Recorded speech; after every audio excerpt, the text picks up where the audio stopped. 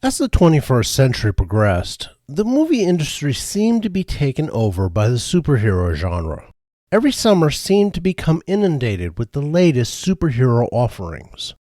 Alas, most of those that were worth remembering came not from DC, but from their decades-old rivals over at Marvel.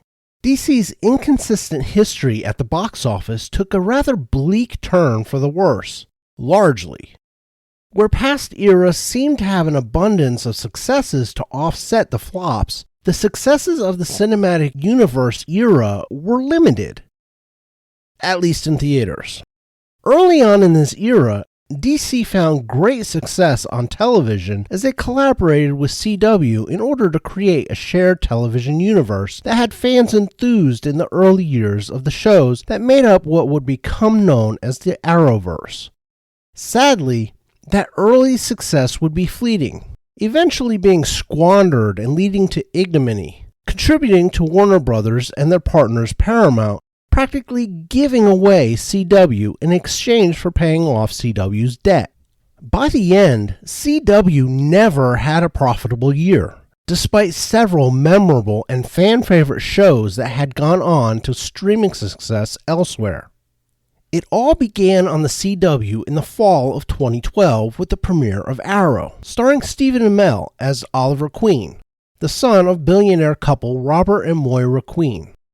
It starts off with Oliver stranded on a not-so-deserted island after being shipwrecked with his father and his girlfriend's sister 5 years previous, the sister dying when the ship went down. Supposedly. Before his father killed himself to allow their resources on the life raft to last for Oliver, he made Oliver promise to live and make it back to Starling City to right the wrongs he participated in before their yacht went down. Oliver makes it back and fulfills his promise by becoming the masked vigilante that would become known as the Hood. With his father's book of names, he begins to clean up the city and uncover what the elites of both the criminal underworld and the high society have been up to. Arrow was a show that started out with great promise, with the first season being excellent with numerous standout performances from the supporting actors.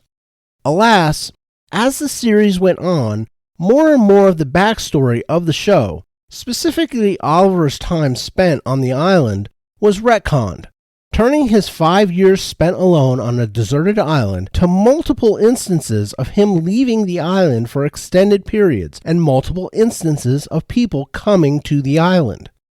The villains also became more tedious, with the first season's villain being more grounded and believable, and it devolving from there into more cartoonish characters, and not in a good way. It was a trend that would be replicated as the Arrowverse overall went on. Despite the drawbacks of the progressively worsening writing, the show's performances were still fairly decent throughout the 8 seasons and 170 episodes the show remained on CW. The following year, another shared universe would begin with Man of Steel being released into theaters to great expectations. Superman Returns from 2006 left many a Superman fan with a bad taste in their mouth. While Brandon Routh was a respectable Superman, the movie in which he found himself donning the cape and tights was dreadfully written, with a plot that bordered on retarded, despite DC casting the talented Kevin Spacey to play Lex Luthor. Man of Steel looked to go in a new direction under the guidance of Zack Snyder, and with Henry Cavill taking up the role of the Kryptonian from Kansas. The new iteration of Superman was darker, and largely skipped over the origin story of Superman, taking care of most of it in quick flashbacks and vignettes. The film also discards the convention in Superman tales that has Lois Lane in the dark with the rest of Earth about who Superman is. She finds out who he is in the first half of the movie, as she trails him through small news stories of unexplained heroisms that largely went unrecognized. By the second half, as General Zod arrives on Earth, she is his willing confederate against both the US government and the aliens attempting to take over Earth so that they might terraform it into a new Krypton. While the film was largely a good one, it had problems. Those problems include, but are not limited to, Superman fighting Zod in the middle of a city and destroying large swaths of Metropolis, thereby slaughtering thousands, the aforementioned Lois's knowledge of who Superman is early in the film, and Superman screaming and crying while snapping Zod's neck in the finale. The performances of Cavill, Amy Adams as Lois, Michael Shannon as Zod, Kevin Costner as Jonathan Kent, Diane Lane as Martha Kent, Lawrence Fishburne as Perry White, Russell Crowe as Jor-El, and Christopher Maloney as Colonel Nathan Hardy, among others, all elevated the movie beyond those issues to something that wound up being fought over by fans, as fans are wont to do. The movie cost way too much, with a budget somewhere in the neighborhood of $250 million.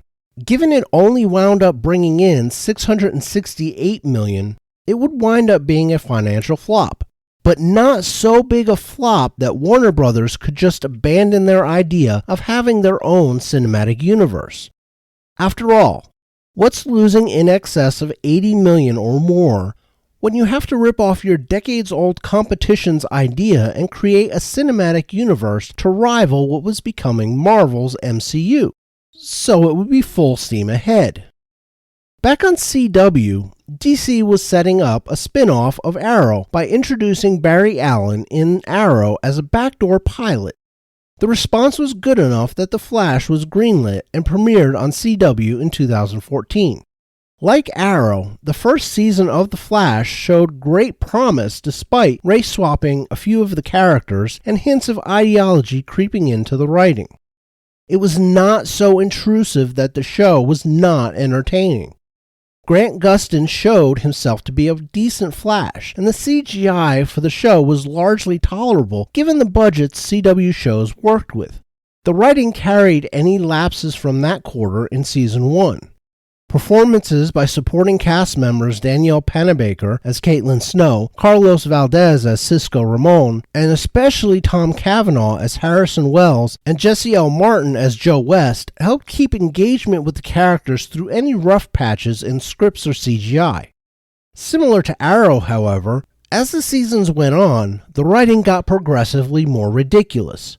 New cast members seemed to break the chemistry the cast showed in the early seasons, and the overall show fell off steeply until the final season struggled to keep viewership numbers above 500,000 per episode. It did not help that CW tried to adapt fan-favorite comic book arcs only to bugger the hell out of them. The show would wind up canceled shortly before the sale of CW by Warner Brothers and Paramount was finalized, and Nexstar announced that they would be canceling a number of shows, although it probably would have been canned anyway without the sale. The same year over on NBC, a Batman Begins style of show premiered, titled Gotham. It was set in a Gotham City shortly after the murder of Bruce Wayne's parents.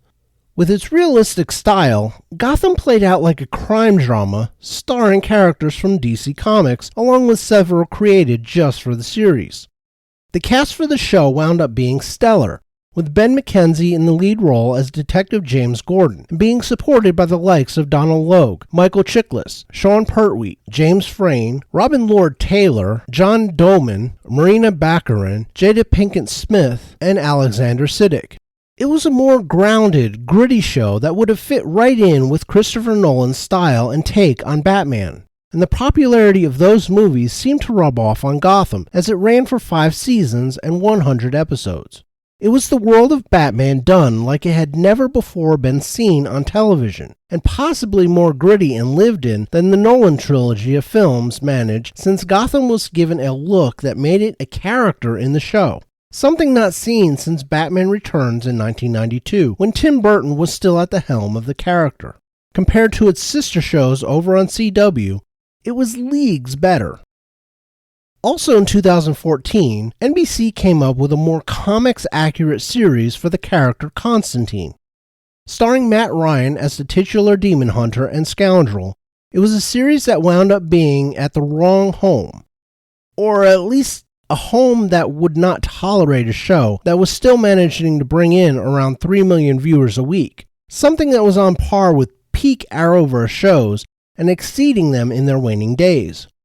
Matt Ryan played John Constantine as he is depicted in the comic books, and it was a fun, gritty show that eschewed the grandiose story of the Keanu Reeves Constantine movie for more everyday stories of the occult with a problem of the week formula that worked for what the show was trying to be. NBC canceled Constantine after 13 episodes, but the CW would resurrect the character for guest appearances in the Arrowverse, keeping Matt Ryan as Constantine. NBC would also release a Supergirl series the next year, starring Melissa Benoist as Kara Danvers / Kara Zor-El / Supergirl. While Melissa Benoist herself was delightful as Kara, the script was dreadful, other casting choices ranging anywhere from meh to execrable, and the overall execution of the show lacking. NBC was done with the show after one season. However, CW, never one to pass up an opportunity to lose more money for Paramount and Warner Brothers, picked up the series and tied it into the Arrowverse. It would run for another 5 seasons, never once sniffing the 12.96 million the NBC pilot episode saw, or even the 6.11 million the NBC finale saw. By the end of the series, the show failed to break 1 million viewers for any single episode, the closest it came being the 730,000 the season 6 premiere managed. Like the rest of what would become the Arrowverse, it was a mediocre show at best, kept alive for way too long. Similar to 2016's DC's Legends of Tomorrow. While the initial concept was intriguing, it quickly squandered that sentiment in many viewers. The backdoor pilot for the series were the episodes Legends of Today on The Flash and Legends of Yesterday on Arrow. All of the main cast showed up in one or the other Arrowverse show before being gathered up for Legends of Tomorrow's cast. The show started out showing the group of misfits, outlaws, and wannabe heroes flitting through time to stop immortal tyrant Vandal Savage, who will conquer Earth at some point in the future. Thusly, a time-traveling Rip Hunter comes back for the Legends in order to try and stop Savage in the past. Some of the adventures the show depicts were fun, but the writing got progressively worse, a theme for the Arrowverse shows. Unlike Arrow and The Flash, however, whose scripts were fairly tight and enthralling the first season or two, Legends of Tomorrow's quickly deteriorated, becoming more absurd and unlikely as the season unfurled the storylines. The show still managed to hang on for an insane 7 seasons, plus a pre-season 5 special, for a total of 110 episodes. Only on the CW would a show that barely managed to touch 2 million viewers by its second season continue until it was failing to top 600,000 viewers by season 7. 2016 also saw the return of DC to theaters. Batman vs. Superman: Dawn of Justice was the first of 2 movies to be released that year, and it was DC's attempt to rush their own cinematic universe into gear. It would feature a post-Man of Steel world where Bruce Wayne sees the devastation caused by Superman's battle with Zod and realizes how vulnerable humanity was to alien forces, including Henry Cavill's Superman. Hence, Ben Affleck's Batman seeks to find a way to counter the godlike powers of the Kryptonian. Also injected into the story is Diana Prince, aka Wonder Woman, played by Israeli actress Gal Gadot. Cameos would introduce, briefly, Ezra Miller's Barry Allen / Flash, Jason Momoa's Arthur Curry / Aquaman, and Ray Fisher's Ray Stone / Cyborg. Lex Luthor would be the villain manipulating events to his liking, played by the regrettable Jesse Eisenberg. The film would be rushed, deviate from more than one point of DC lore, and wind up receiving a mixed review from fans and a mostly negative review from critics. One critic from the New York Times, A.O. Scott, remarked, quote, "The point of Batman vs. Superman isn't fun, and it isn't thinking either. It's obedience. The theology is invoked to buttress a spectacle of power, and in that way the film serves as a metaphor for its own aspirations. The corporations that produce movies like this one and the ambitious hacks who sign up to make them have no evident motive beyond their own aggrandizement." Unquote. Batman vs. Superman was a lifeless, grim movie that was more a prerequisite that Warner Brothers knew they had to make in order to get their cinematic universe that they could put up against the dominant, money-printing machine known as the Marvel Cinematic Universe. It was a movie that disappointed nearly everyone, including the executives at Warner Brothers, who expected a billion-dollar movie for their investment of nigh on $500 million. Instead, the movie lost somewhere in the neighborhood of $100 million. Despite that, Warner Brothers were full steam ahead on their project, even if they were getting a little leery of the vision Zack Snyder had for that project. The same year, another disappointment hit theaters in the form of Suicide Squad. Directed by David Ayer and featuring a star-studded cast, Suicide Squad told the story of villains captured by the government's various law enforcement agencies. Amanda Waller, an ambitious and uncanny agent, has been trying to convince the government to allow her to put together Task Force X, a group made up of criminals with talents that sometimes trip over into the superhuman category. She has been repeatedly rebuffed by her superiors. Following the death of Superman, however, she thinks she can get a new hearing on the idea, especially the part about her chipping each of the criminals with a tracker/bomb in order to keep them in line and on task. It sounds like a story that should be a no-brainer hit, especially with the likes of Will Smith, Jared Leto, Margot Robbie, Viola Davis, Jai Courtney, Joel Kinnaman, and Cara Delevingne among the cast.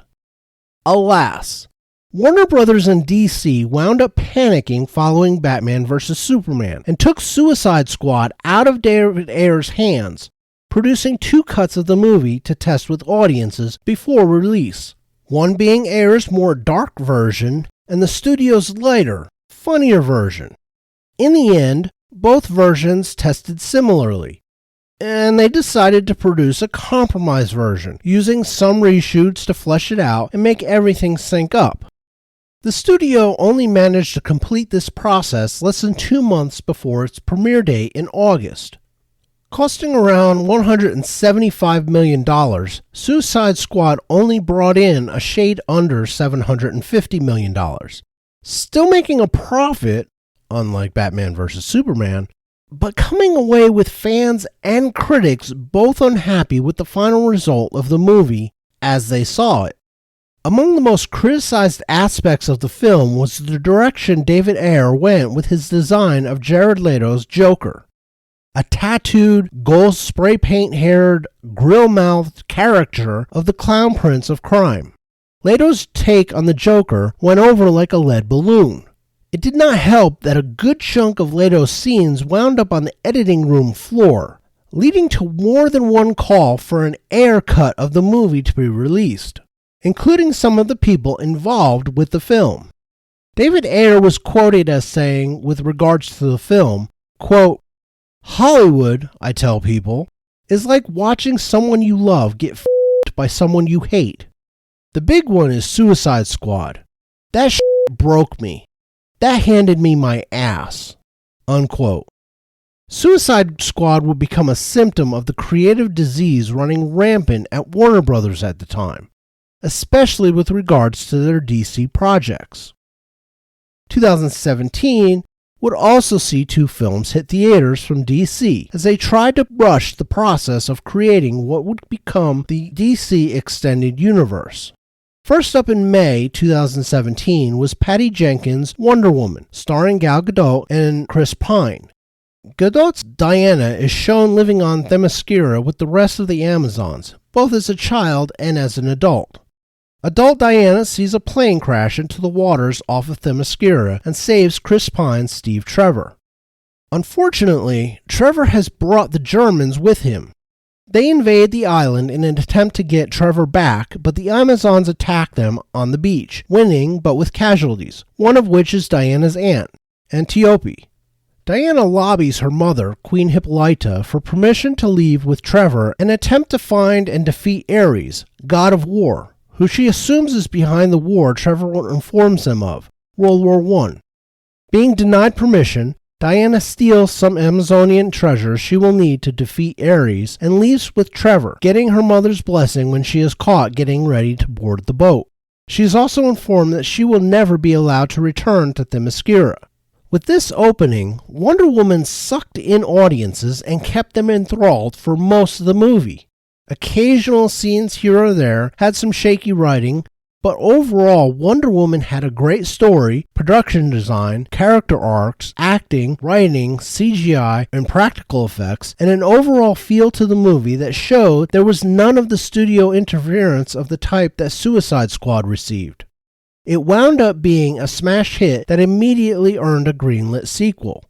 While Wonder Woman did not cross the $1 billion mark, the movie still made Warner Brothers a bit under $200 million on a production budget of only $149 million, grossing $824 million at the box office worldwide. It was one of the few DCEU films to get rave reviews from both critics and fans, with some pointing to Wonder Woman as the best film of the DCEU. What followed wound up being one of the most controversial movies of the DCEU.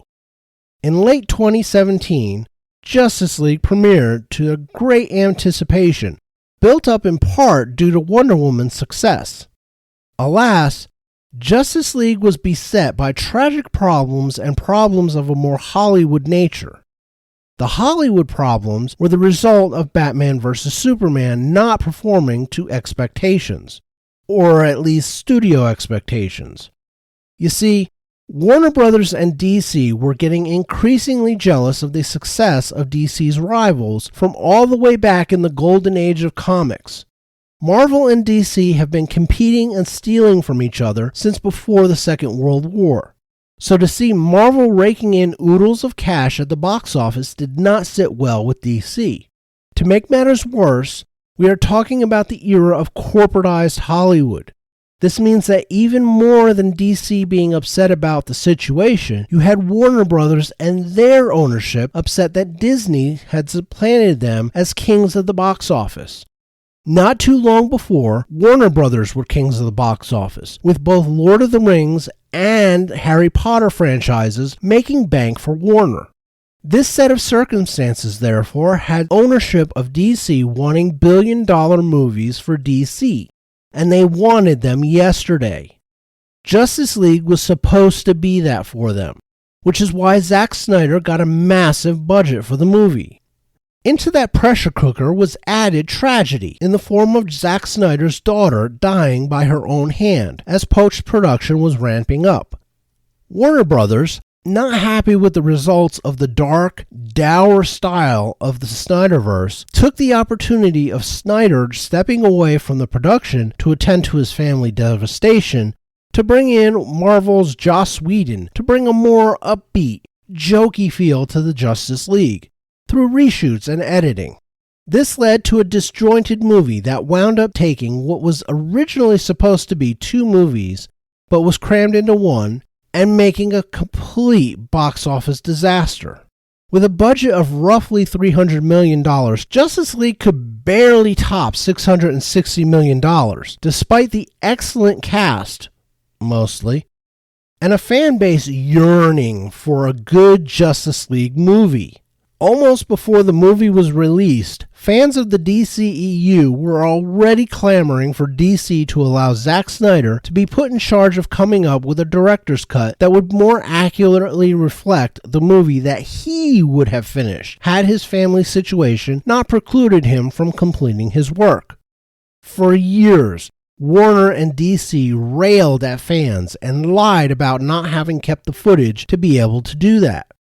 Eventually, Warner and DC buckled and gave Snyder $70 million to complete the Snyder Cut of the Justice League, which was released on HBO Max during the pandemic in March of 2021, to great fan approval despite the 4-hour runtime.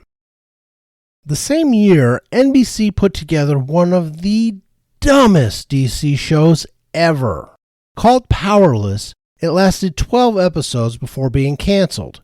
It was supposed to be a sitcom with 23-minute episodes about the director of research and development at Wayne Security, starring Vanessa Hudgens.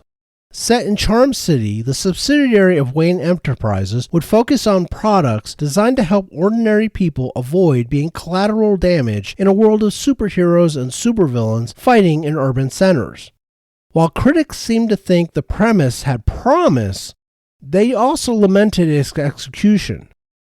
NBC seemed to think it did not garner enough of an audience, despite the show managing to hold almost two-thirds of its audience from the premiere to the finale. It was canceled before all of its episodes were even shown. 2018 would see 3 more series premiere for DC. The first was Black Lightning, a show focusing on minority characters, with the principal of Garfield High School in the city of Freeland being the main and titular character.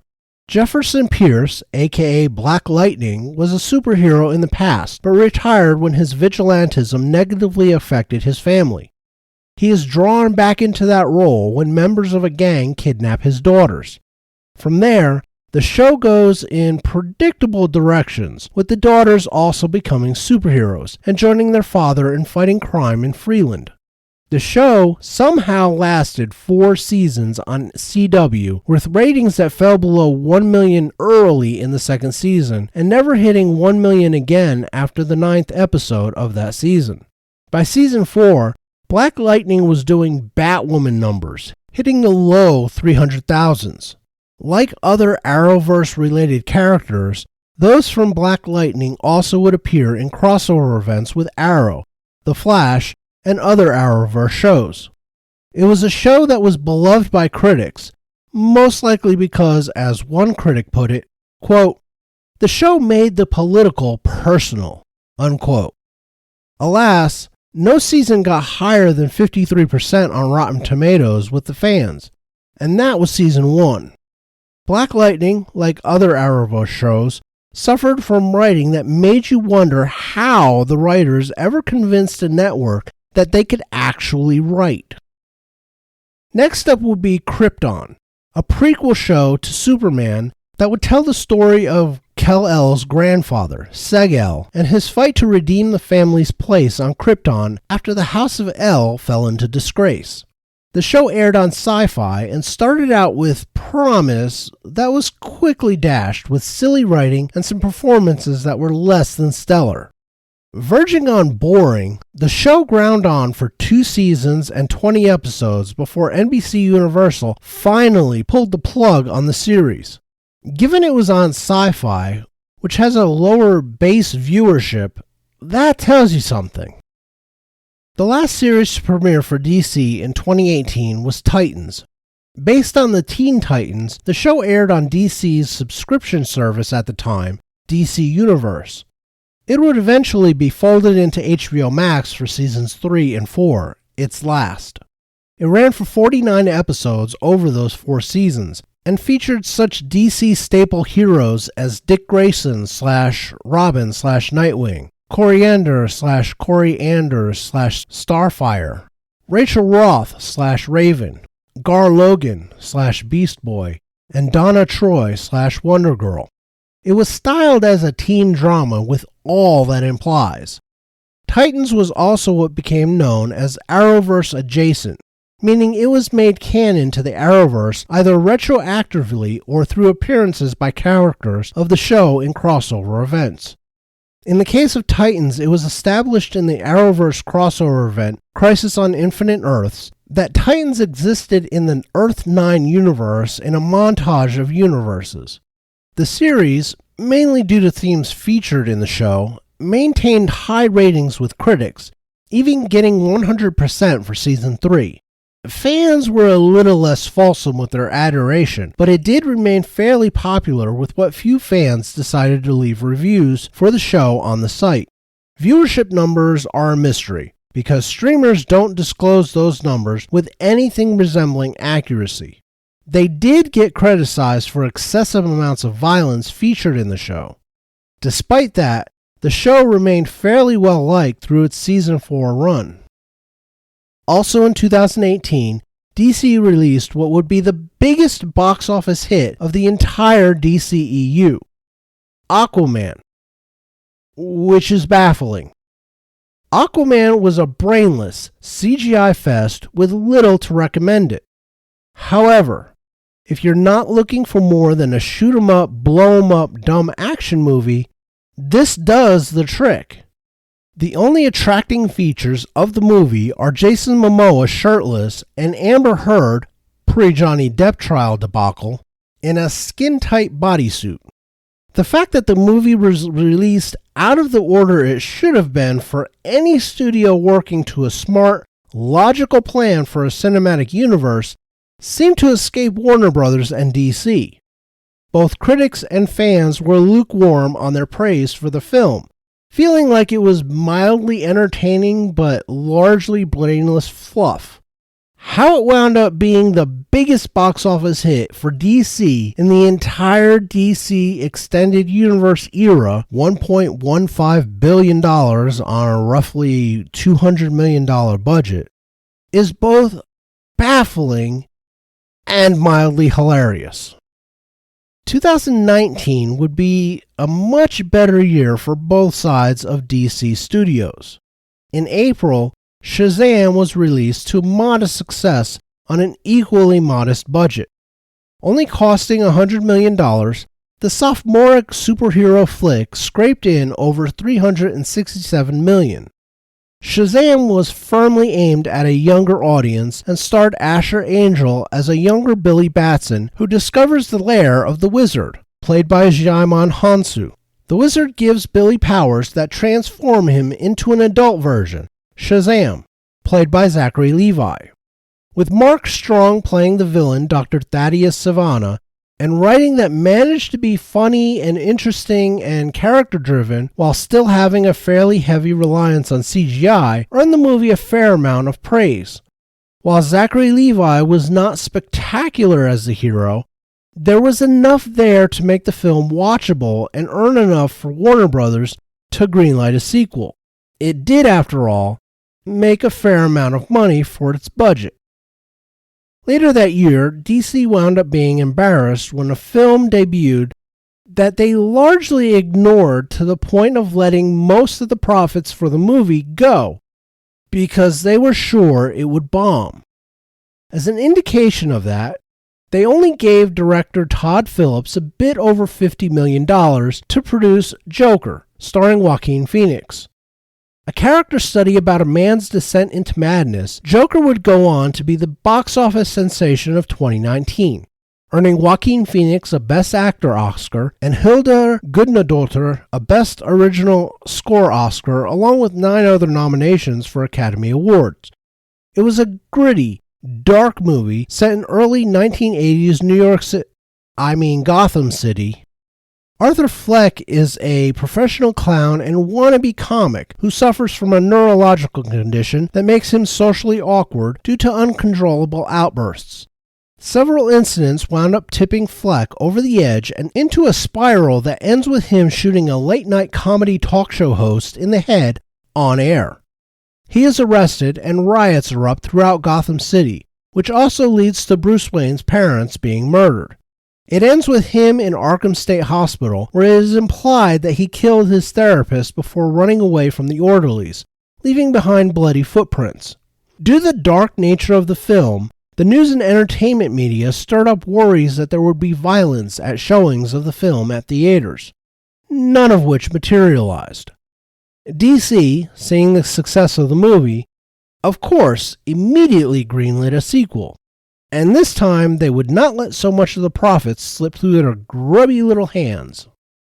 On television, 2019 would be a mixed bag. Doom Patrol premiered on DC Universe, a show about a team of unlikely superheroes shunned by society and who all got their powers through tragic circumstances. Made up of Crazy Jane, a traumatized woman with multiple personality disorder, Elastowoman, who struggles to prevent her elastic body from turning into a gelatinous mass, Negative Man, who has an entity made up of negative energy living in his body, and Robot Man, whose brain was placed in a robot body following a car accident, Doom Patrol were all treated by a doctor who lets them live in his mansion in order to protect them from the outside world. Niles Calder, aka Chief, had formed a previous team named Doom Patrol, hence the name. The team fights villains, starting with Mr. Nobody in Season 1 who kidnaps Chief, sparking them to quest to get him back from the bad guy. Along the way, they learn about Chief and the fact that he is the one responsible for the tragic events that led them to getting their powers. Doom Patrol was wildly popular with critics, earning 96%, 97%, 100%, and 100% ratings for seasons 1 through 4 on Rotten Tomatoes. While fans were less fulsome in their praise for the show, Doom Patrol never fell below the mid-70s on the site. Like Titans, Doom Patrol is also part of the CW's Crisis on Infinite Earths. In this case, it was through cameos and archival footage showing that they exist in Earth 21's universe. Less successful was the revival of Swamp Thing, also on the streaming service DC Universe. Starring Andy Bean as Alec Holland and Derek Mears as the titular character, the show basically runs through a similar story as the 1989 movie, The Return of Swamp Thing.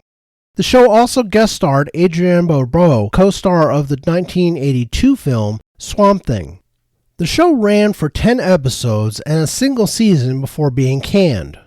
While the show holds a high rating on Rotten Tomatoes with critics and a slightly lower rating from fans, some criticize the show for being bland, less about the Swamp Thing than about Abby Arcane, and showing its political ideology fairly plainly. It got credit for how good the practical suit for the Swamp Thing was, and for not allowing CGI to overwhelm the character and the story. The show was also nominated for Best Streaming Superhero Television Series at the 2019 Saturn Awards. Alas, it was not enough to save the show from being axed after the first season. 2019 would also see a prequel series for Gotham, Pennyworth. Telling the story of the early life of Alfred Pennyworth, the butler to the Wayne family, Pennyworth shows him leaving the Special Air Service, read British Special Forces, with the hopes of starting a security company. Using alternative history London as the backdrop of the series, the show sees Alfred get entangled in the missions of American agents Thomas and Martha Wayne as they try to counter an English fascist military organization conspiring to overthrow the British government. The show is explicitly set in the same universe as Gotham. Unlike Titans or Doom Patrol, Pennyworth has a mediocre rating from critics, but fans loved the series. It started out on Epix, which would eventually become MGM Plus for seasons 1 and 2, but moved over to HBO Max for the final season. The year also saw one of, if not the most embarrassing shows in the CW's Arrowverse lineup, Batwoman. The show originally started the charisma vacuum known as Ruby Rose as Kate Kane, Bruce Wayne's second cousin who comes back to Gotham City following Bruce's disappearance and discovering that he is Batman. She decides to take up the cowl and continue on as a vigilante under the name Batwoman. The show was a wonderland of radical feminism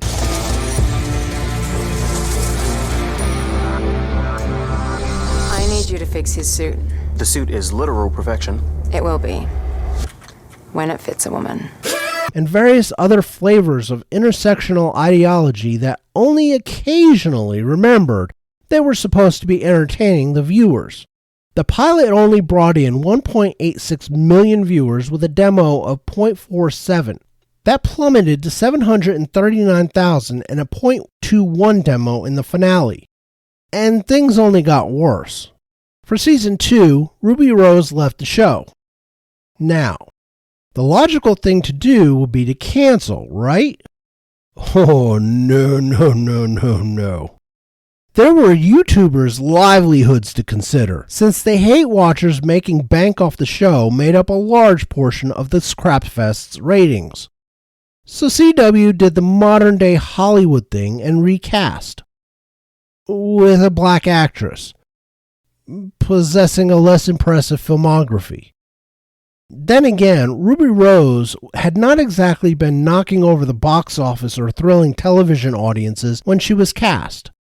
Javicia Leslie of God Friended Me fame, and I use that word loosely, but it was the most impressive role she had to that point, was cast as Ryan Wilder, a black lesbian living on the streets who finds the Batwoman costume following a plane crash that supposedly had Kate Kane on board.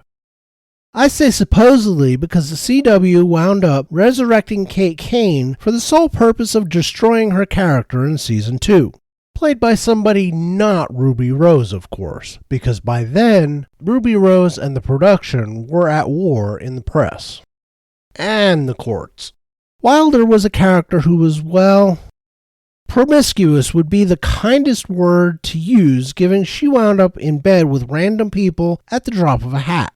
And most of the show would be built around her sexual and racial identity because there was nothing else to base it on. The idiotic writers managed to convince themselves that it made sense for a homeless woman to be put in charge of Wayne Enterprises. This went on for 2 seasons. Somehow. It was decisions like this that had CW not making a single dime in its entire existence and being given away by Paramount and Warner Brothers. Batwoman Season 2 started out with even fewer viewers than the Season 1 finale, at 659,000 and a .15 demo. By the end, when the plug was mercifully pulled on the show by CW with the network on the verge of being sold, given away, Batwoman did not manage to pop above 525,000 the entire season, ending it with 415,000 and a .07 demo. Do you have any idea how shit your show has to be to get ratings that low? But wait, CW was not done.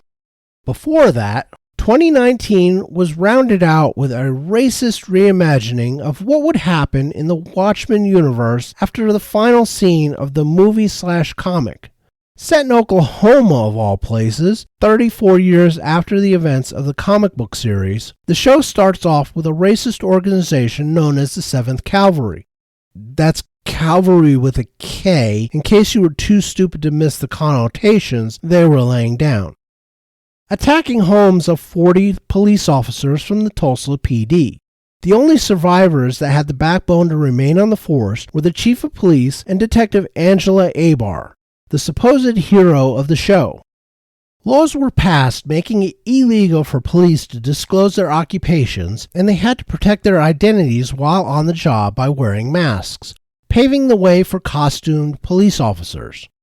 While all of that sounds stupid enough, the main thrust of the one and only season was a plot by racist assholes from the 7th Cavalry to kidnap Dr. Manhattan. Yes, you heard me. They wanted to kidnap a guy who fucks off to Mars to rearrange the landscape with his will alone. A virtual god. Oh, and of course they race swapped the character to be disguised as Abar's husband. Needless to say, the HBO series was shit-canned after only 9 episodes, and only managed to pop above 800,000 viewers in the last 2 episodes, with the finale hitting 935,000. While those would be heaven-sent numbers for a CW show, this was HBO, a premium cable service with tens of millions, if not hundreds of millions, of subscribers. Less than 1 million viewers is anemic. 2020 would be an awful year for Warner Brothers and DC, both at theaters and on television. Starting with television, and the best thing the year saw for DC, the series Stargirl. Stargirl was a series that was an Arrowverse adjacent, with the main character and her team appearing on the Arrowverse crossover event, Crisis on Infinite Earths. Stargirl takes place on Earth 2, created during the crossover. It is about a girl, Courtney Whitmore, a high school student, moving to Blue Valley a decade after most of the members of the Justice Society of America were killed in battle against the Injustice Society of America. Courtney winds up learning that her stepfather used to be the sidekick of Starman, a deceased member of the JSA who wielded the cosmic staff that gave him powers related to cosmic energy, including the ability to fly. Courtney runs into the remnants of the Injustice Society, now including the mysterious Dragon King and his daughter, Cindy Berman. The daughter is the mean girl at the local high school. When the cosmic staff, hidden in Courtney's attic, chooses her, she takes up the mantle of Starman as Stargirl. She then recruits a new generation of superheroes to thwart the ISA. The show would not be as terrible as the Arrowverse shows were getting by this point, especially Batwoman. However, it was not great. It did wind up lasting for 3 seasons and 39 episodes, starting on DC Universe for Season 1 and then transferring to CW for Seasons 2 and 3. While no ratings are available for the first season, Season 2 opened with 720,000 for the season premiere and fell to Batwoman territory by the series finale with 460,000. This was the ratings range much of the CW-DC fare dwelled within by the end of the Arrowverse, including Stargirl. DC fared far worse in theaters. First up in 2020 was the execrable solo movie for Harley Quinn titled Birds of Prey. Originally, it was titled Birds of Prey and the Fantabulous Emancipation of One Harley Quinn. Marketing executives in the US and distribution minions overseas probably saw that and were like, my dude, you know nobody is going to call it that, right? Not to mention it practically screams, "Don't come see me, I am a waste of your time and money." Unless, of course, you are a radical third or fourth wave feminist or a beta male who likes being lectured about how shit men are. So how about we just call it Birds of Prey? Yeah, it did not help. Birds of Prey was a garbage movie that starts out with Harley Quinn being dumped by the Joker. What? Oh yeah. They were madly in love with each other to the point of Joker risking death to rescue her, not once, but twice from Amanda Waller in Suicide Squad. But this is modern-day Hollywood and DC. Jared Leto's Joker fell flat with audiences, so DC dumped him, like weak old cat litter. And since they did not have a ready-made replacement, they split the two up for this crapfest. The rest of the movie is Harley breaking the fourth wall, waxing poetic about her favorite sandwich, shitting on men, recruiting other women with problems with the patriarchy, and beating the shit out of the weak-as villain and his henchmen, all while protecting a girl who swallowed the MacGuffin of the movie. The fact that DC picked Christina Hodson to write the movie after only having 4 previous movies under her belt and the only one that made money being Bumblebee was amazing for a $100 million movie.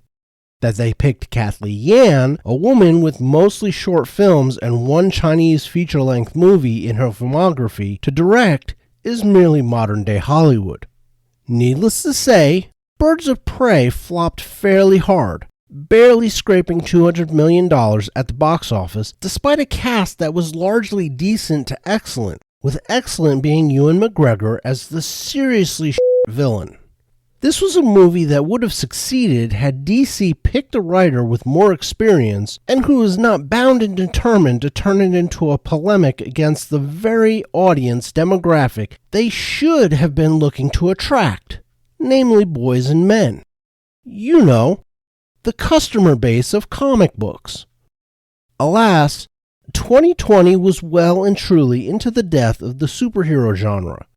And while Marvel was largely responsible for killing it with their glut of dreadful movies and streaming series that came out that year, DC did their part as well, including the sequel to 2017's surprise smash hit, Wonder Woman. Wonder Woman 1984 was a bafflingly bad movie that takes place in both Diana's past on Themyscira as well as in 1984. The main plot in 1984 involves a megalomaniac who gets a hold of a mystical object that grants wishes. He wishes to have the power of said object, and chaos ensues. Diana's work colleague also gets a wish and wishes to be more like Diana, granting her sex appeal, which was a stretch given she was played by Kristen Wiig, and superpowers. Diana wishes to have Steve Trevor back. Diana's wish is particularly horrific because the writers were supremely retarded in the wish's execution. Instead of straight up resurrecting his body or creating a new body for him, they decided to have him take over some other dude's body. Diana then proceeds to have sex with this random guy being possessed by Trevor. The plot then devolves as the world begins to unravel. Diana discovers that if everyone the bad guy granted wishes to renounces them, the world will be saved. And of course everyone does so, saving the world. In no real-world scenario would this occur.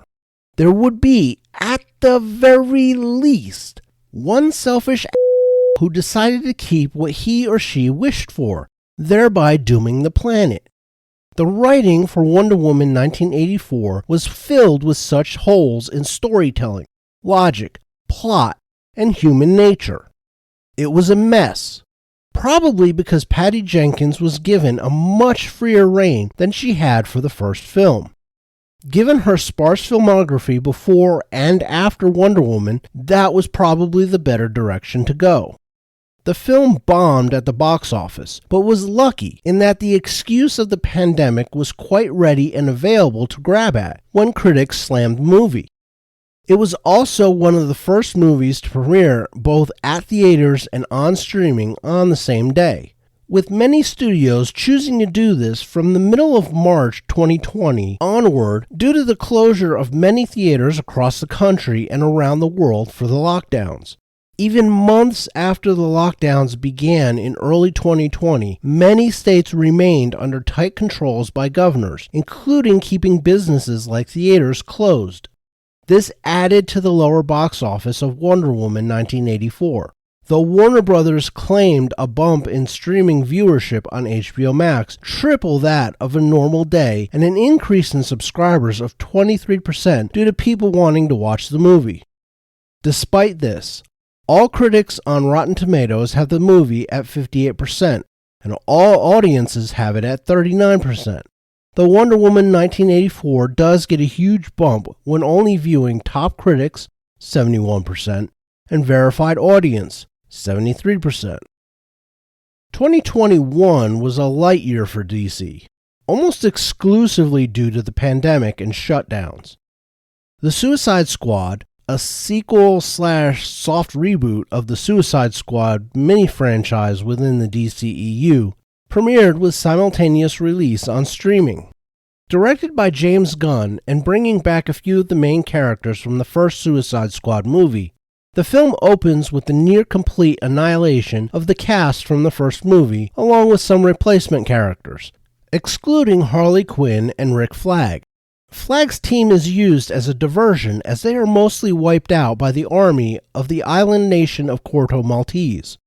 The diversion was for a second team, being led by Bloodsport, a mercenary roped into joining the Suicide Squad by Amanda Waller, threatening to allow his daughter to be thrown into jail.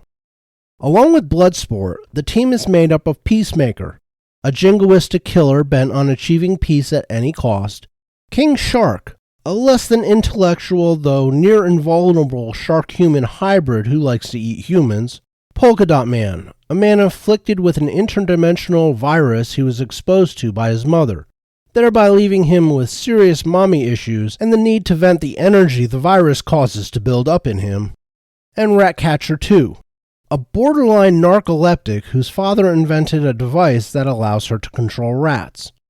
The team is sent into Corto Maltese to destroy a World War II-era lab in which the U.S. government has been hiding a secret experiment. The country was just taken over by an anti-American military junta after the ruling family was killed in a coup d'etat. After the first team is all presumed killed, the second team moves towards the capital to complete the mission. Along the way, they discover Flag and Harley survived. They join the team, and they also hook up with the rebel group that is trying to free the country from the military regime. The squad blows up the lab only to find an extraterrestrial kaiju shaped like a starfish was what was being experimented on. It is loosed and it begins enslaving the bodies of the populace. The squad disobeys orders from Waller and moves to attack the creature. Waller is about to trigger all of their explosive implants when one of her people knocks her out and the rest of the support staff begins helping the team. When the monster is defeated, Bloodsport makes a deal with Waller to release them and ensure his daughter does not serve time in jail for not disseminating the information they found, revealing the U.S. role in Project Starfish, the experiments in the destroyed lab. Despite the movie doing worse than the first Suicide Squad movie, it was leagues better. James Gunn is a director who was given his freedom to make a film that was funny and action-packed and riveting. It was very much in the vein of Guardians of the Galaxy, only not in space. And for DC. Sadly, because it performed so poorly in a box office environment still struggling with lockdowns and pandemic-shy audiences, the performance ensured there will not be a sequel. It did, however, get a spin-off series starring John Cena's Peacemaker on HBO. And the series is one of the few things that will carry over after James Gunn and the Suicide Squad's producer, Peter Safran, were chosen to take over DC Studios in November of 2022. On the television side in 2021, CW premiered Superman and Lois. This was a series that was spun off from the Arrowverse Crisis on Infinite Earths crossover event, specifically Supergirl. The characters of Superman and Lois Lane, played by Tyler Hoechlin and Elizabeth Tulloch respectively, were received well enough to be given their own series by CW. The series followed the titular couple and is set in its own continuity, taking place on an alternate Earth, Earth Prime. The couple returned to Smallville along with their sons, Jonathan and Jordan. The first season involved their lives being thrown into chaos by a character called the Stranger, as well as Morgan Edge emerging as a threat to Metropolis. Contrary to their plans to simply move to Smallville to handle some Kent family business, Clark and Lois wind up getting involved with the same old problems. The new problems of raising teenage sons who might wind up inheriting Kryptonian traits, and Lois's father, General Samuel Lane, wanting Superman's help in dealing with the occasional villain or saving the day at the drop of a hat. The show was a family drama with lots of teen angst as the sons get acquainted with Lana Lang's daughter Sarah and the rest of the teen denizens of Smallville. The series maintained ratings that would be the envy of most other Arrowverse shows, still hitting over 1 million viewers into its second season, and only dipping below 600,000 once in its third season. Alas, it has been the victim of the poor overall performance of the CW as a network and was only renewed for a fourth season so that the show might have a proper finale season in the fall of 2024. 2022 was a watershed year for DC Comics on film. Warner Bros. Was sold by its parent company AT&T to Discovery Inc., the studio behind the Discovery Channel and various others, on April 8, 2022. Later that year, David Zaslav, the CEO of the new merged company Warner Bros. Discovery, had already fired most of the executives at Warner Bros., including DC, and taken an axe to many projects he felt were not going to be profitable. To replace the people that managed to so badly mismanage the DC brand on film, Zaslav chose James Gunn and Peter Safran as the new co-heads of the newly revamped DC Studios. Gunn and Safran were tasked with figuring out what to do to maximize the valuable IPs that were inherent in DC Comics for Warner Bros. Discovery to help Zaslav pay down the massive debt the company held. To do this, Gunn and Safran decided they needed to hard reboot the entire DCEU. This was rumored to be the course the new studio would take, but it would not be announced until January of the next year. Still, it would drag on all of the orphan projects in the pipeline of the DCEU. The first of these, Black Adam starring Dwayne Johnson, only had to contend with rumors when it was released in October of 2022. Most assumed that a comic book movie starring the larger-than-life Rock, wherein he plays an ancient Kandaki, read Egyptian adjacent, granted godlike powers by his son who was chosen to end the tyrannical reign of King Akhton and was subsequently mortally wounded. Fast forward to the present day, and a criminal organization called Intergang is trying to find the object Akhton was using to oppress his people, hoping to create the crown of Sabak. An archaeologist, Adriana Tomaz, is trying to find the crown with her colleagues before Intergang can obtain it. The crown is said to be able to grant the one who wears it massive power and invincibility. She finds the crown, but, as she does so, Intergang soldiers find her. As a last resort, she reads an incantation that awakens the superhuman warrior Teth Adam from his slumber. Seeing Adam emerge in Kahndaq, Amanda Waller deems him a threat and mobilizes the Justice Society to apprehend him. Made up of Hawkman, Dr. Fate, Cyclone, and Atom Smasher, the Society goes to Kahndaq to confront Adam in order to stop his killing spree. They explain to Adriana that he is not a savior she can get to free Kahndaq from Intergang and its oppressors, but a killer who was imprisoned. Adam is convinced to surrender to the Society and allow them to place him in stasis in a Task Force X compound in Antarctica. Meanwhile, Intergang are shown to be under the control of the last descendant of Akhton, who wants the crown to complete Akhton's work of becoming Sabak and summoning the lesser legions of hell to terrorize Kahndaq.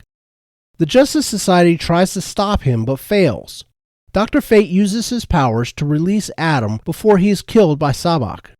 Adriana rallies the people of Kahndaq to fight the legions, and Adam arrives in time to prevent Hawkman from being killed by Sabak, defeating him. Adam destroys the Kahndaq throne that was unearthed and decides that Kahndaq doesn't need a ruler, it needs a protector, taking the name Black Adam. In an end credits scene, Waller warns Adam against leaving Kahndaq and sends Superman to talk to him. This end credits scene would become controversial once Gunn's and Safran's plan for a rebooted DCU become known, because until then, fans of the DCEU were given impressions that Henry Cavill's Superman would be carried over to the new regime. His appearance in the end credits scene seemed to lend credence to that belief. Black Adam was fine, I guess. It was silly, though no sillier than some other superhero movies. The problem is, the movie took itself fairly seriously. It was also generic, writing less than stellar, and the characters mainly ones no normie would be likely to know outside of maybe Hawkman, a third-tier DC character at best in the minds of said normies. And because of this overall generic, mediocre feel to the movie, it did not do well. By late 2022, the pandemic was no longer an excuse that could be used to dismiss poor box office results. Spider-Man No Way Home as well as Top Gun Maverick had already popped over $1 billion, showing that movie audiences would show up to good movies in droves. So the sub-$400 million box office performance of Black Adam on a ridiculous budget somewhere north of $200 million was less than encouraging to the head honchos at DC and probably helped propel their desire for a complete reboot of the DCEU. Before Black Adam, however, DC released an odd project in a Batman movie that was not attached in any way to the DCEU. A recast Batman in the person of Robert Pattinson would star in the creatively titled The Batman. It was a movie that tried to get back to what Batman should be if one were to try to create a comic book faithful adaptation. While a dark film, it wasn't as dark as Batman in 1989 and its sequel, Batman Returns. While grounded and somewhat realistic, it wasn't as grounded and realistic as Christopher Nolan's trilogy.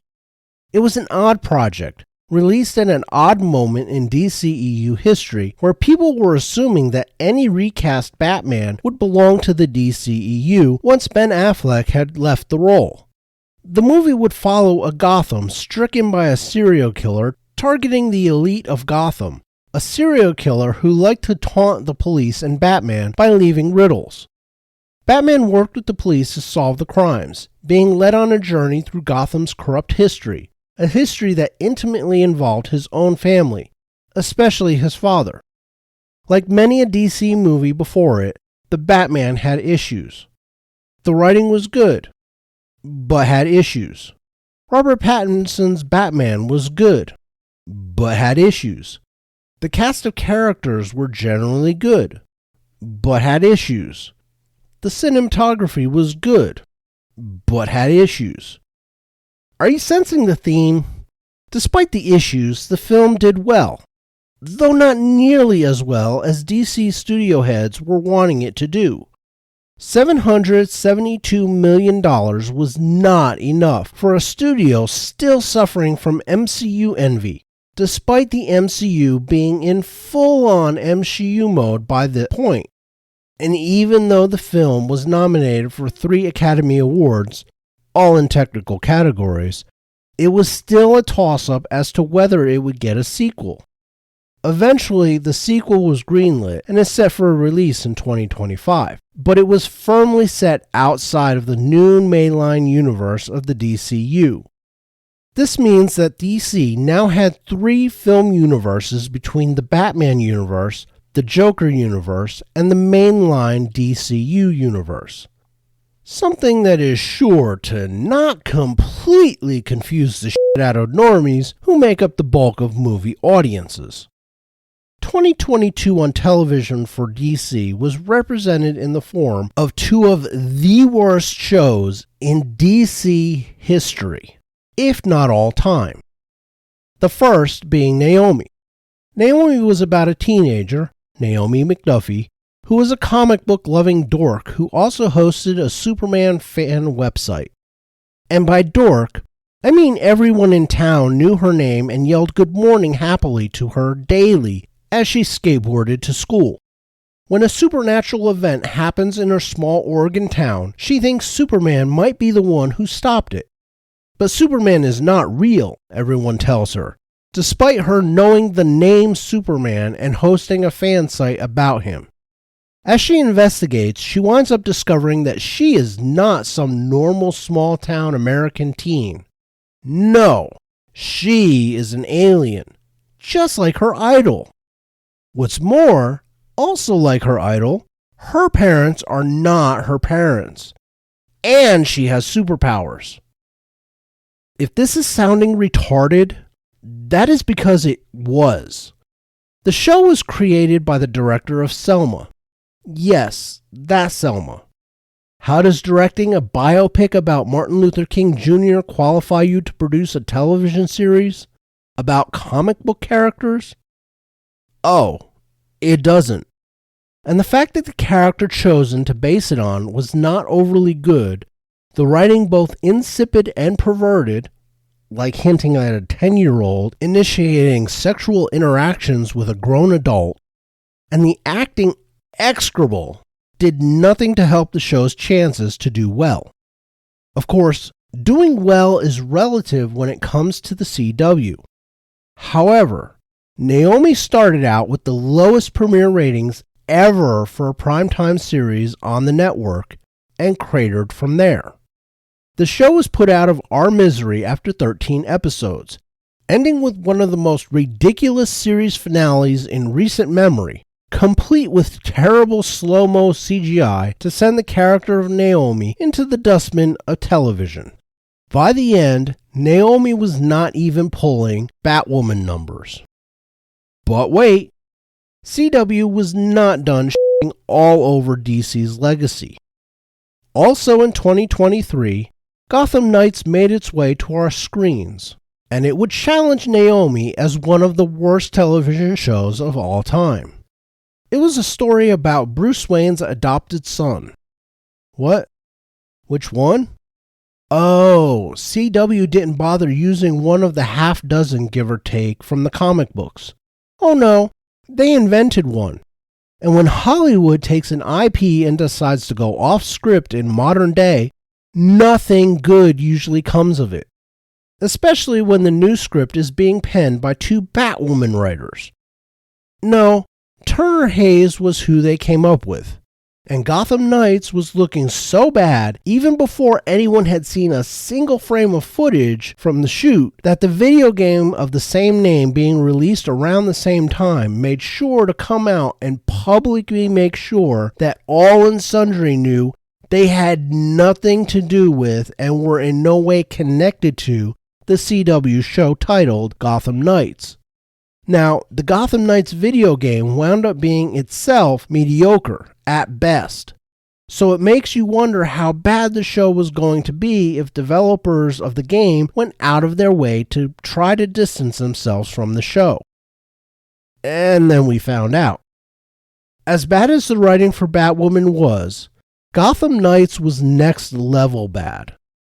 It was about Turner being accused and arrested for murder of Bruce Wayne, and Gotham City subsequently finding out that he was Batman. Also accused of helping him were 3 other kids who were paid to break into the office of Bruce Wayne and steal what was in his safe. And when they get there, the safe is opened, and the only thing inside is a gun that is still warm, which they of course touch and make sure their fingerprints are all over. The 3 run, and they are eventually caught and arrested. The police then find electronic bank records showing that the money to hire the thieves came from Turner's account, so he is arrested. What follows is another 12 episodes of some of the dumbest whodunit in television history as Turner and his confederates try to figure out who framed them, eventually finding out it was the Court of Owls. The how of this string of events went well into full retard territory, with most episodes having no redeeming features. Olivia Rose Keegan, who played Duella, the supposed daughter of the Joker by Jane Doe, was the only decent performance in a show with bafflingly bad performances, some by actors who should have been much better than they were. Gotham Knights was a show that started out with a low 610,000 viewers for the premiere and plummeted to 280,000 for the penultimate episode before rallying slightly for the finale. Other than Olivia Rose Keegan's generally good performance, there were no redeeming features to the series in any facet one might hope to find one. At this point in DC's history on film, there was literally nothing going right for them. No year epitomized that more than 2023.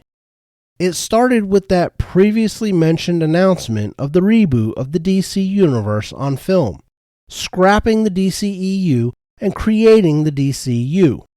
When the opening slate of movies and series was announced by James Gunn, fans were extremely underwhelmed. This announcement also had the added feature of being one of the most retarded decisions in Hollywood studio history. Why? Because Warner Brothers and DC still had 4 DCEU movies left to release to theaters, and apparently there was no other option but to release them.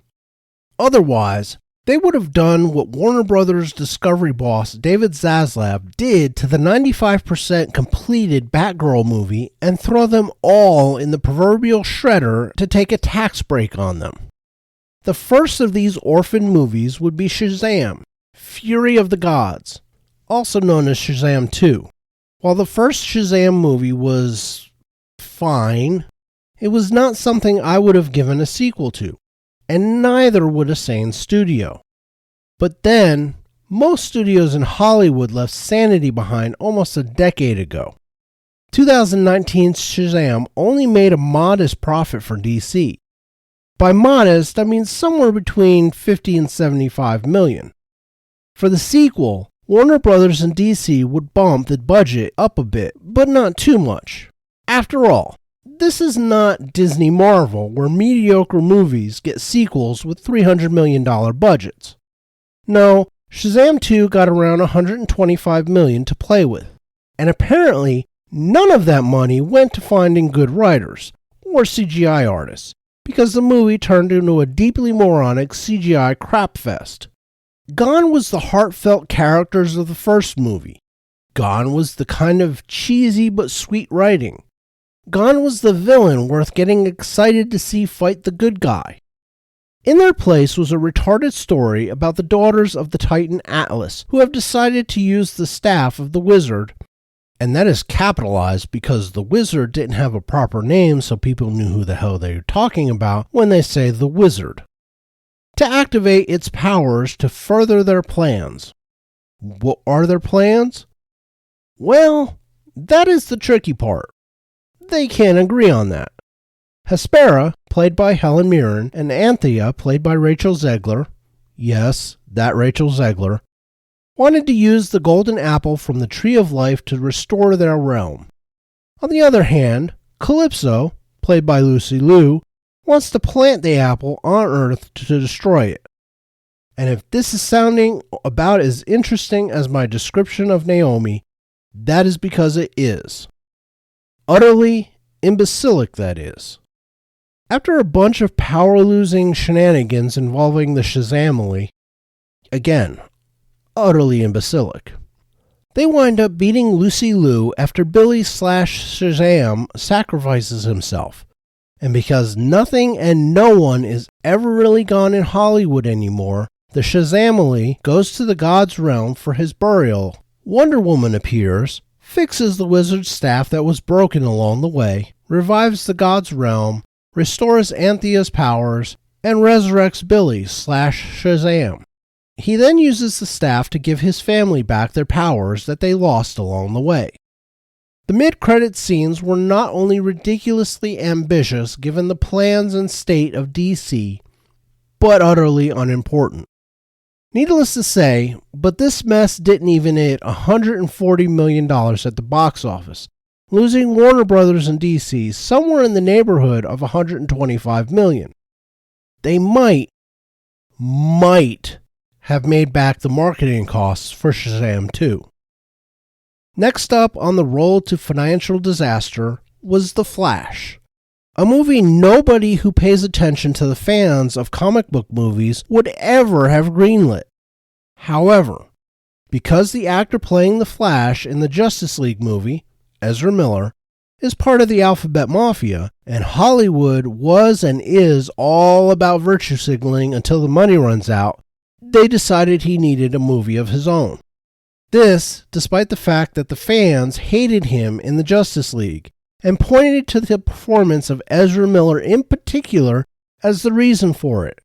Then you add on top of that the fact that Ezra Miller spent a solid 2 years or more before the movie was released getting himself in the news for chokeslamming pregnant women, getting into bar fights, hitting women with chairs, stealing, breaking into his neighbor's house to steal booze, and being accused by multiple families of grooming, and there was zero chance any Ezra Miller-led Flash movie would succeed. So, what was Warner Brothers and DC to do? Throw money at the problem, of course. They gave The Flash a production budget that well exceeded $200 million. Some of that money went to Michael Keaton to reprise his role from the 1989 and 1992 Tim Burton-directed Batman movies as Bruce Wayne/Batman in an alternate universe. What's that? Yes, they did find writers who decided that since Marvel was screwing around with multiverses, that they would too. Which, of course, meant that audiences were treated to 144 minutes of The Flash, featuring two Ezra Millers, who were trying to put the world back together after Barry Allen's stupid ass did what Barry Allen's stupid ass does on every Flash-related medium these days. Namely, go back in time and break it. This time, it was to save his mother from being murdered and his father from being sent to prison. Of course. The writing was terrible, the acting was all over the place, the CGI was utter dog shit, and the movie as a whole was not worth the money that could have been spent running a small country for a few months. And like Shazam 2, only more so, The Flash lost somewhere in the neighborhood of $250 million. But DCU's not done in 2023. The Blue Beetle was next on the schedule for the studio. Who is the Blue Beetle? Many people wondered the same thing, which is why most normies did not even bother to go see the film. Packed with most of the stereotypes racist white folks have about Mexican immigrants, the movie followed Jaime Reyes, a graduate of Gotham Law University who has come home to Palmera City where his family lives. He learns his family is facing eviction from their home. He winds up getting a job opportunity with Cord Industries, run by Victoria Cord. Her niece, Jenny, told Jaime to meet her at the headquarters of the company to discuss the job opportunity she has for him. When he gets there, Jenny hands him a fast food box and tells him to leave and not open it. At home, his family, packed with walking stereotypes, convinces him to open it. When he does and touches what's inside, a scarab robot attaches to his body, encasing him in armor. When he goes to find answers from Jenny later on, he winds up saving her from Victoria and her goons. Several conflicts followed, one of which leads to Jaime's father dying of a heart attack, eventually leading to Jaime and Jenny defeating Victoria and exposing her sinister plots. The movie was generic superhero movie in an era where generic superhero movie was not going to do it, especially with features taken from other, better movies like Iron Man, Spider-Man, and Ant-Man. And visibly so. With a budget similar to Shazam 2, it performed about as well. Confusingly, despite the movie failing, James Gunn announced that although Blue Beetle the movie would not continue into the new DCU, the character of Jaime Reyes and Blue Beetle, played by Cholo Maridueña, would feature in the future DCU projects. This assumes that anyone cares by then. However, DC was not done bombing at the theaters and doing massive brand damage to DC. Next and last up on the firing range was another sequel, this one to the confusingly massive hit Aquaman. Aquaman and Lost Kingdom rounded out the scheduled orphans of the DC Extended Universe. Like The Flash, the production was beset by problems, not all of them originating on the set of said production.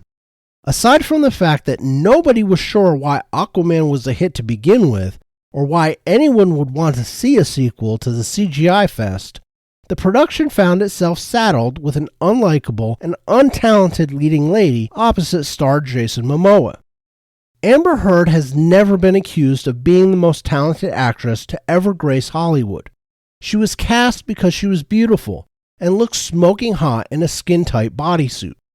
Her role was fairly minor, and what scenes she did have, her lack of talent was apparent. So coming into Aquaman and the Lost Kingdom, there were calls to recast her. Some even had their own favorite choice for the role in Emily Blunt. And then the trial of the spring of 2022 happened.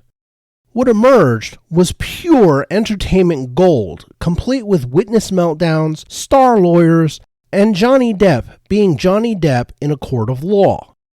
Both the jury and the public ate it up, and the further into the trial the case got, the worse it got for an increasingly dyspeptic-looking Amber Heard as details of her mental and physical abuse were laid out for the world to see live. This included physical abuse that was not limited to almost cutting Johnny's finger off with a thrown vodka bottle and shitting on their bed. These claims by Johnny were backed up by recordings of Amber Heard verbally and mentally abusing her then-husband. All of this began casting a miasma over the Aquaman 2 production. Because they were already shooting by June of 2021 and finished in January of the next year, the film was in the can when the trial bomb hit Warner Brothers in DC. It had already been pushed back on the release schedule with the excuse being the pandemic.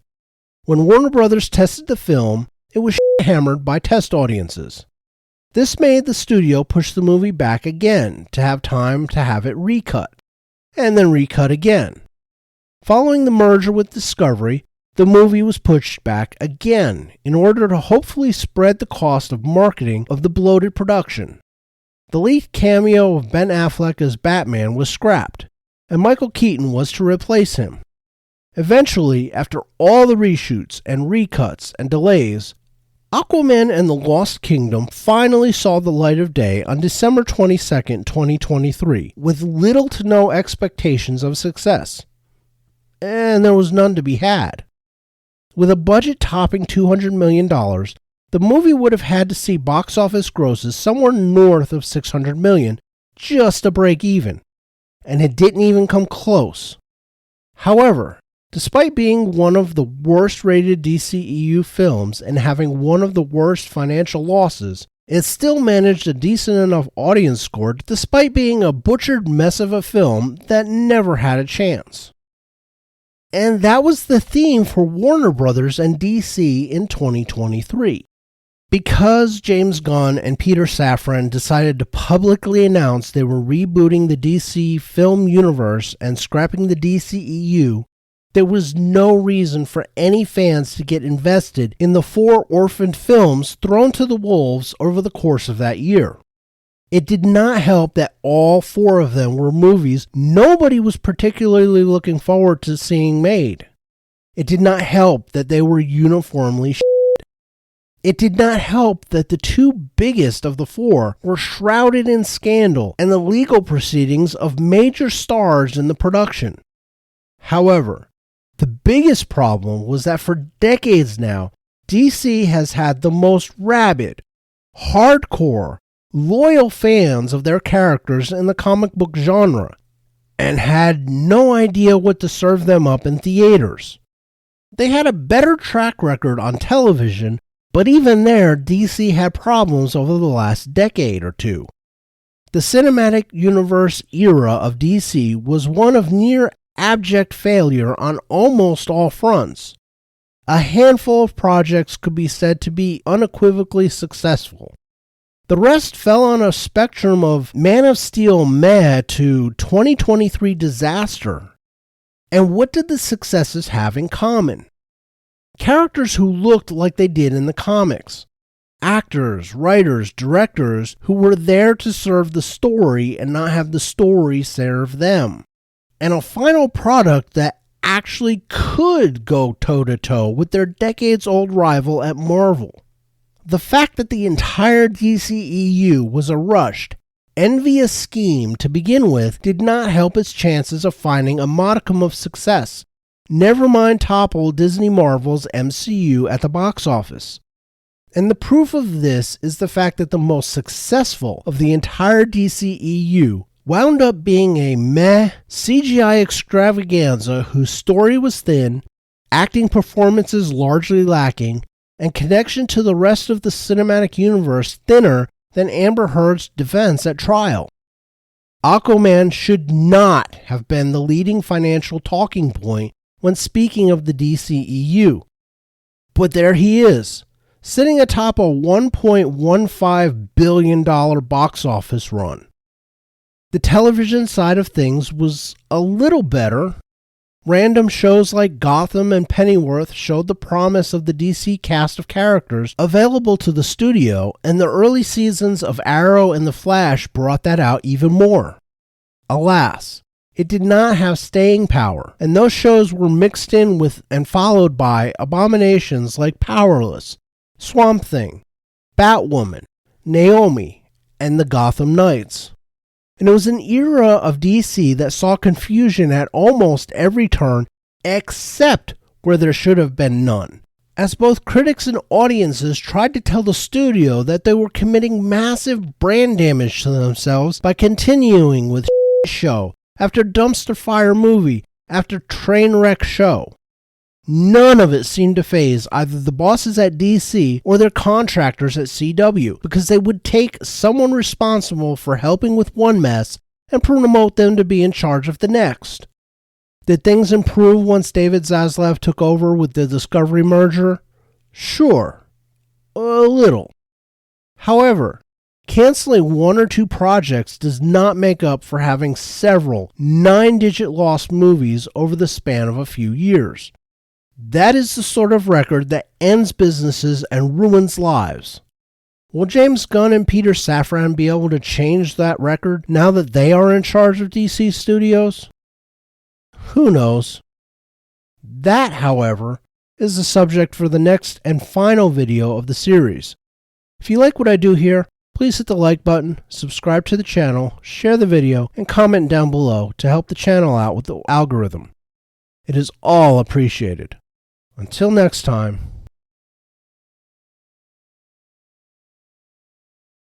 Tschüss.